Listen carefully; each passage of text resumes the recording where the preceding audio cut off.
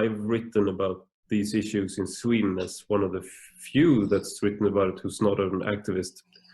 And recently I wrote about how it coincides with autism diagnosis. So we have, and I think it's the same in the United States. And it's, I mean, the number of especially young women who's never had any doubts about their about their gender identity, but then they find like-minded people with problems connecting socially on the internet, and then all of a sudden they decide that I'm not a woman, I'm a man.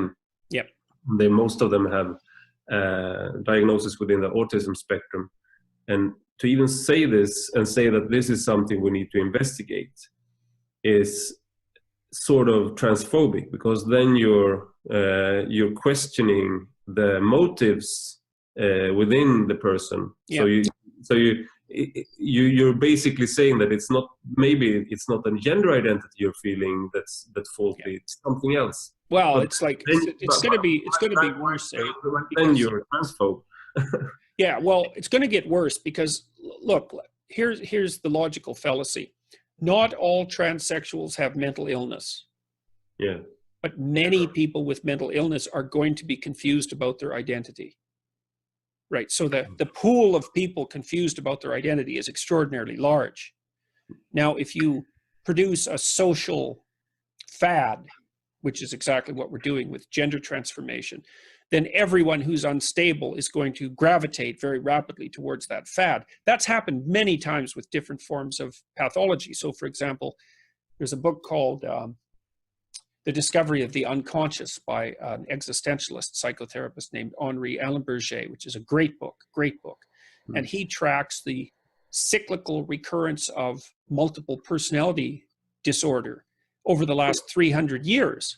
So a case will be reported after everyone forgets about it for a generation or two. A case will be reported, and then it spreads like wildfire, and there's multiple personality everywhere. And then people get skeptical about it, and the reports drop off to zero, and it goes underground again. And then 3 generations again, somebody reports a case history, and poof, up it comes again. And so there are these, and Carl Jung wrote about this a lot, there are these psychic epidemics that occur from time to time. And the same thing happened, for example, in the 1980s when there was a huge outcry in the United States, in particular, about satanic ritual abuse in daycares.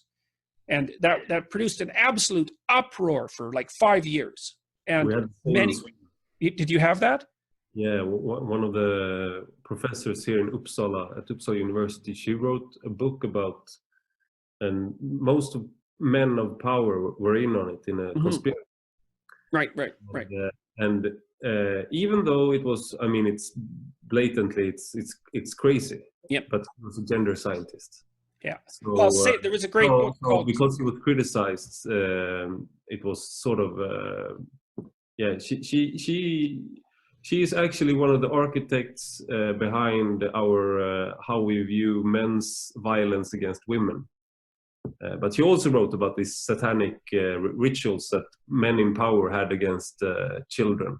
But it wasn't in daycare, it was just like against children everywhere. Yeah. Well, there's a great book written in the United States called Satan's Silence by a social worker and a lawyer that investigated that satanic ritual abuse epidemic. And it makes the Salem witch hunts look like nothing.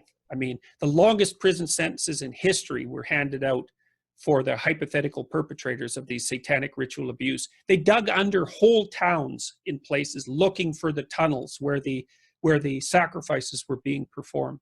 I mean, they invented whole new categories of clinical diagnosis: late onset female sexual predator, of whom there are 0, right? That is a category that does not exist. Unbelievable.